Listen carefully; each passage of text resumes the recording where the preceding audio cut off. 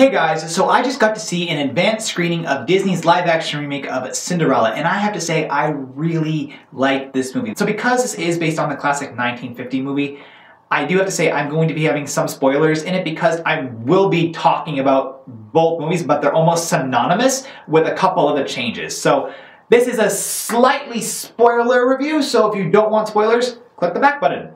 So let's get into the film. When I saw the trailer for this back in November, I didn't think I would like this movie at all. I thought this was Disney pretty much remaking the movie to make money because Cinderella is the most popular princess, one of the most popular characters they have. And I would completely retract that because this movie was really, really good. The acting was amazing. The visuals were great. And the story, the story stayed true to the original movie, which is awesome. For Disney purists out there, this movie is for you because not only doesn't it stay true, it just enhances it a little bit, but doesn't take away at all. I know there are a lot of people who disliked Maleficent because of the fact Maleficent strayed so much from the original movie.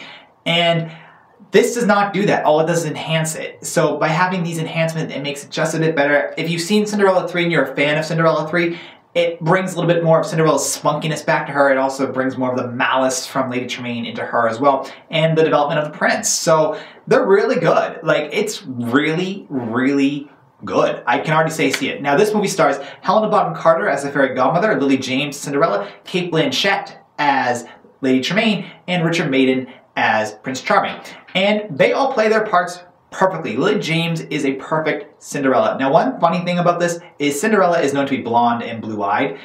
Lily James has brown eyes, and the prince is dark hair with brown eyes in the animated movie, and here he is with blue eyes. So I thought, oh, they reversed that. That's kind of funny. The movie pretty much follows the animated one very well with minor differences, just to make this time for a full 2 hours. Now, one of the big differences in the beginning, we have Cinderella's mother, and she tells her to be kind, to be good, and Cinderella takes that throughout her whole life. Now, her mother dies, which is not a spoiler. We all know when Cinderella, the mother dies, how else does she get a stepmother? If the mother doesn't die, there's no divorce.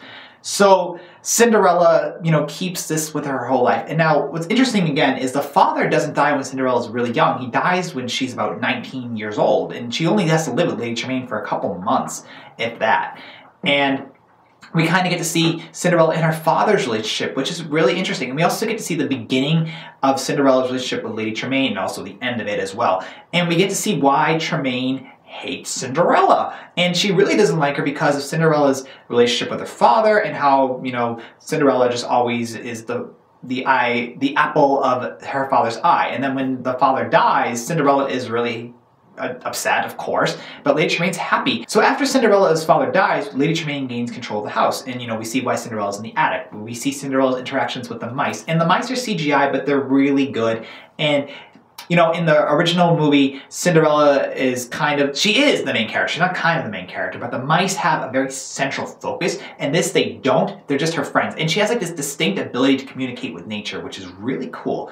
And then we get to see, how she gets turned to a servant. In the animated movie, it's the narration that says she gets turned into a servant. In this, we kind of get to see that progression, how Lady Tremaine and the daughters treat her. And by the way, Cate Blanchett's acting as Lady Tremaine is awesome.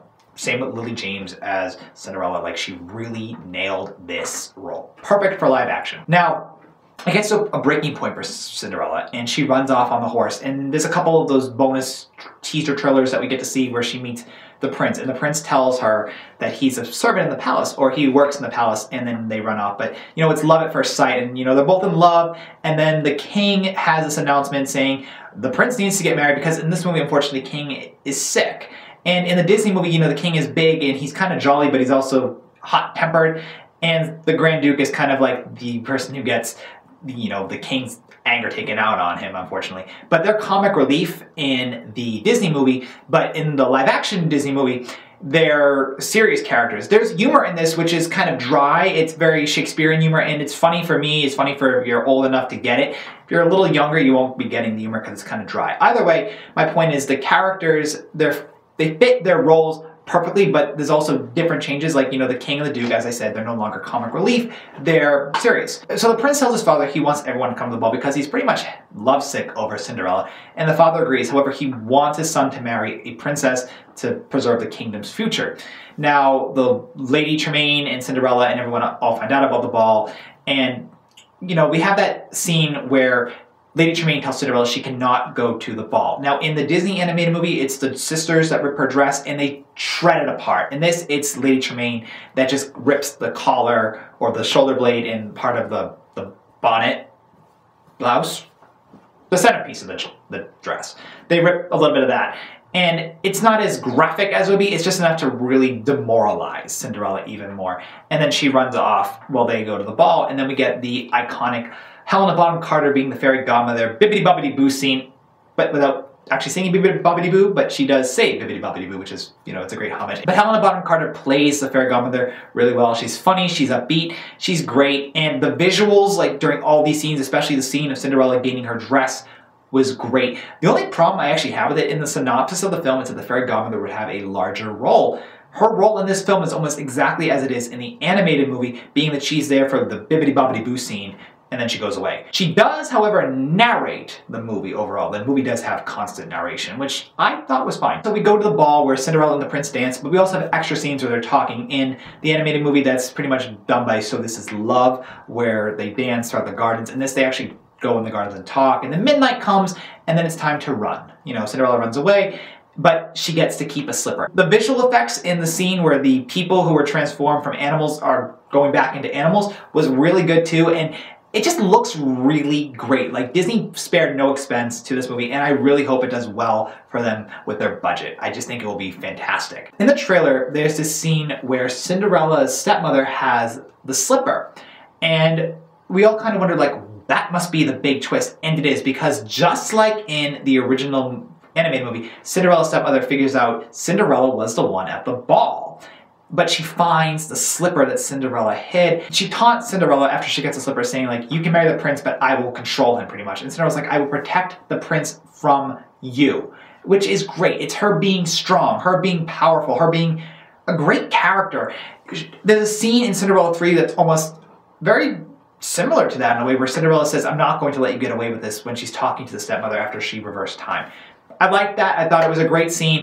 So the rest of the movie pretty much follows where the Grand Duke is blackmailed by Cinderella's stepmother to not let Cinderella marry the prince, because the prince is supposed to marry a princess. And then it's the fitting scenes, which are all pretty funny. And then in the end, of course, Cinderella gets the slipper. And there's a great scene of Cinderella and her stepmother at the end of it. And there's a great scene where the prince tries the shoe on Cinderella's foot as well. The acting in all these scenes is great. Richard Madden played Prince Charming really well. Lily James, again, did Cinderella really well. Cate Blanchett, who I didn't even know like what she was in, was stunning as the stepmother. And again, Helena Bonham Carter was great. My only problem with Helena's scenes is they were too short. I wanted to see more of them. The movie is stunning. I say it's a 4.5 out of 5 because it stays so true to the original story. It develops the characters more. It's really fantastic. Guys, make sure to go check this out because you will enjoy it so much. So I really hope you guys enjoyed the review of the movie, and I hope you'll be checking it out. And thank you guys for watching. See ya!